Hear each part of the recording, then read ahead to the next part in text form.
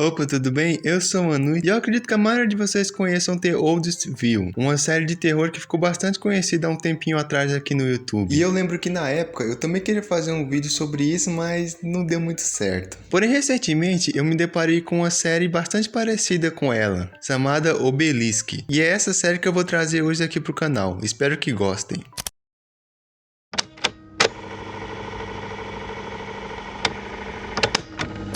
O primeiro episódio se inicia com a gente na visão de uma pessoa que fez um novo amigo. E já logo de começo, essa pessoa, que é quem a gente controla, solta algumas informações bem interessantes sobre esse amigo dela. Abre aspas. Eu fiz um novo amigo. Você quer conhecê-lo? Ele vive bem aqui. E nós somos levados até o quarto dessa pessoa. Ela nos fala que o tal amigo dela vive dentro do armário. E quando a gente vai ver mais de perto, uma criatura idêntica ao Oldest View tá no armário dela. Mas estranhamente, quando a pessoa que tá gravando esse vídeo vai até o armário e abre a porta, não tem nada lá. E isso é um detalhe que impressiona até mesmo a pessoa que tá gravando o vídeo. Dando a entender que mesmo que ela considere essa coisa como seu amigo, nem mesmo ela sabe do que realmente esse troço é capaz. Depois ela vai assistir um pouco de TV, esperando que isso atraísse a criatura de volta. Mas não dá certo. E quando ela volta pro seu quarto, nós vemos a criatura ainda dentro do armário, mas com a cara pra fora dessa vez. E quando ela nota que a pessoa voltou a filmar, ela lentamente se esconde de novo, terminando o primeiro episódio, que pra mim foi uma ótima forma de mostrar qual que vai ser a principal foco dessa série, que é o desconforto e a estranheza. A gente não sabe o que é essa criatura, a gente não sabe quem é a pessoa que tá gravando esse vídeo, a gente não sabe de porra nenhuma. E é isso que fez essa série ser interessante pra mim.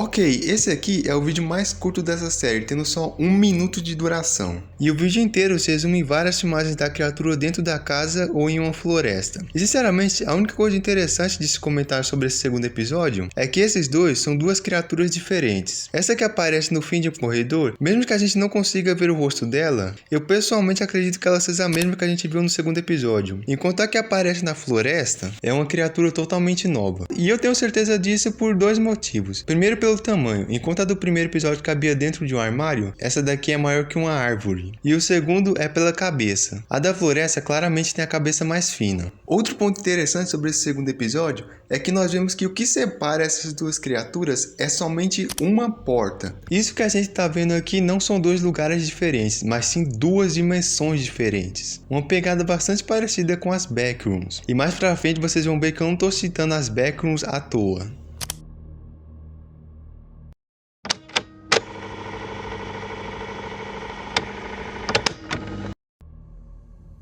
O terceiro episódio começa com a pessoa sendo acordada com ruídos vindo da sua casa.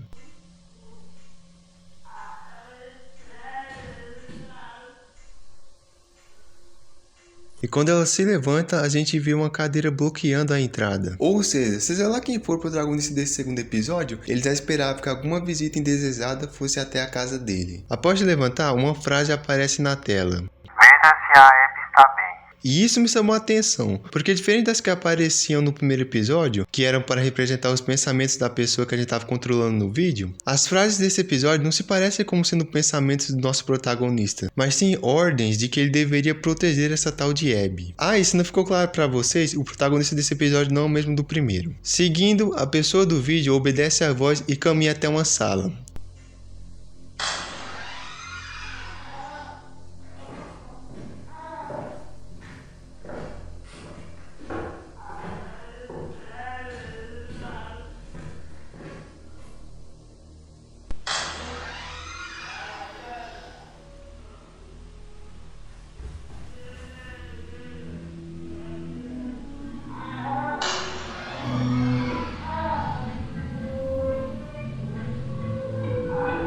Onde ela olha para um berço vazio. E guardem esse berço porque ele vai ser importante mais pra frente. E quando ela olha pra frente, uma terceira criatura aparece. Dessa vez uma que tem um tipo de chapéu de bobo da corte na cabeça. E ela ataca o nosso protagonista. E o episódio termina com uma foto daquela criatura, no mesmo local que ela estava antes de atacar o protagonista. E com mais uma legenda. As portas estavam trancadas. O que esse episódio deu a entender, pelo menos pra mim, é que a pessoa que a gente tá controlando tinha como principal missão proteger essa tal de Abby dessa coisa. Mas, como vimos aqui, ele falhou nessa missão.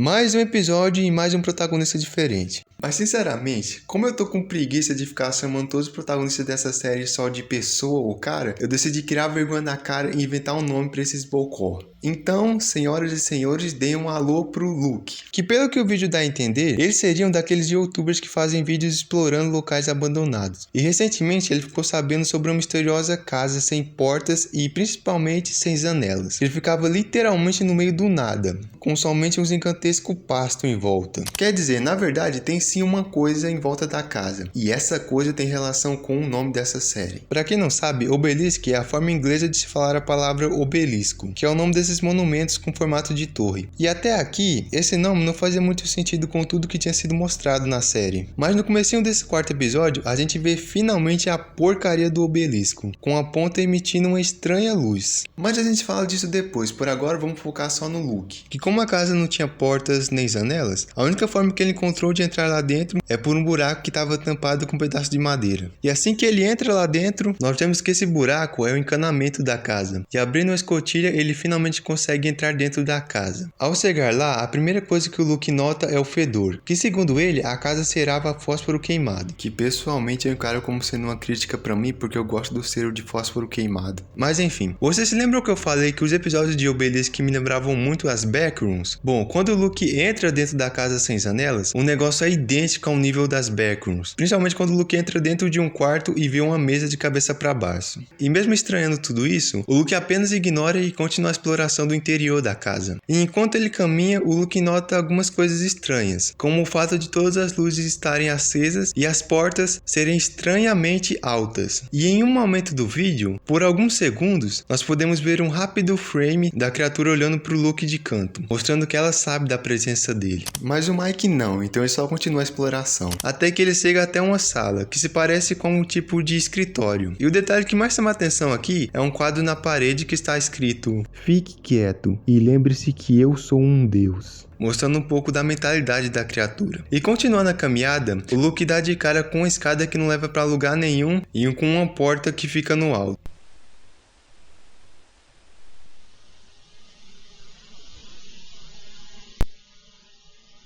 O que é você? Eu conheço a sua cara.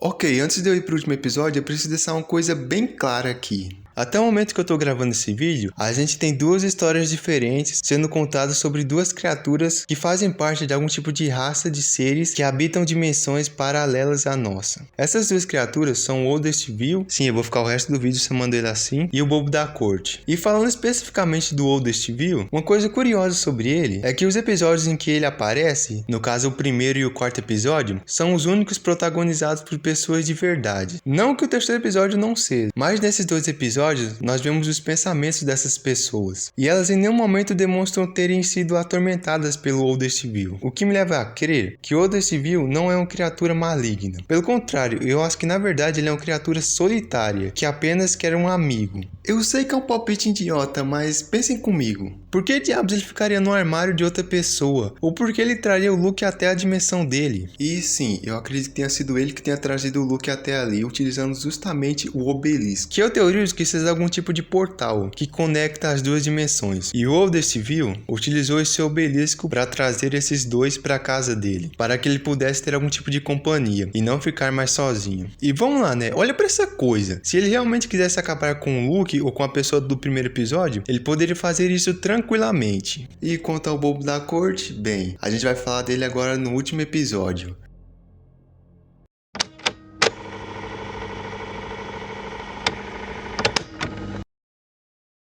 Se vocês acharam a história até aqui confusa e sem explicação, se prepare, porque é nesse quinto episódio que o negócio viaja de vez. No começo do episódio, a gente tá na pele de alguém que entra em um tipo de cemitério. E antes de entrar, esse alguém diz: "Ela tá aqui em algum lugar." E assim que ele abre o portão, ele começa a procurar essa tal de ela, até que ele encontra aquele mesmo berço do episódio 2. Só que dessa vez ele não tá vazio, mas sim com ela, a Abby, que a gente descobre que ela não é uma pessoa, mas sim uma lagarta. E quando o vídeo mostra a sombra da pessoa que a gente tá controlando, nós descobrimos que esse tempo todo nós estávamos na pele do Bobo da Corte, a criatura do episódio 2. E quando ele vê a Abby, ele diz que ela tá diferente do que ele lembrava, dando a entender que os dois já tinham algum tipo de relação antes dos eventos do episódio 2. 2. Mas eu vou me aprofundar nisso depois. Por agora, o episódio tem um corte, e nós vamos ver o que aconteceu depois do episódio 2. Pra quem não lembra, no final do episódio, o bobo da corte ataca o protagonista. E na continuação, a gente vê que, por incrível que pareça, mesmo machucado, o protagonista conseguiu atordoar o bobo da corte. Porém, isso não dura muito tempo, e logo a criatura começa a acordar. E percebendo que ia dar ruim, o protagonista foge de volta pro seu quarto, enquanto o bobo da corte começa a persegui-lo.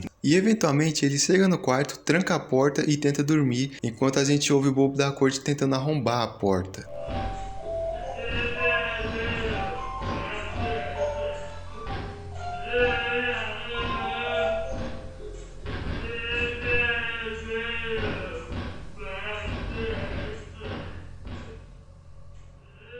Bom, como eu falei antes, pra mim a história do Bobo da Corte e do Old Westview são duas histórias separadas, pelo menos até aqui. Mas, assim como o Old Westview, eu não acho que o Bobo da Corte seja o vilão dessa história. Sim, eu vou ser advogado do diabo de novo, mas deixa eu me explicar. Essa cena no começo, pelo menos pra mim, passou a impressão de que o Bobo da Corte seria algum tipo de guardião ou protetor da Abby. E o nosso protagonista, seja lá quem ele seja, é alguém que sequestrou a Abby e a levou até sua casa. E o Bobo da Corte, sendo o guardião dela, foi atrás do nosso protagonista e tentou matá-lo. Porém, se vocês se lembram bem do episódio 2, antes do Bobo da Corte arrombar a porta, o protagonista olha pro berço onde deveria estar a Abby, mas não tinha ninguém ali. Ou seja, ou a Abby conseguiu fugir sem que nem o protagonista e nem o Bobo da Corte soubessem, ou outro alguém raptou ela dali. Talvez esse alguém seja aquele bicho pau do episódio 2? Talvez. Mas, seja lá como foi, ela conseguiu sair dali. Agora, qual vai ser o desfecho disso? Bom, a gente só vai saber quando a série for terminada. Até lá, obrigado por ter assistido até o final, redes sociais na descrição e tchau.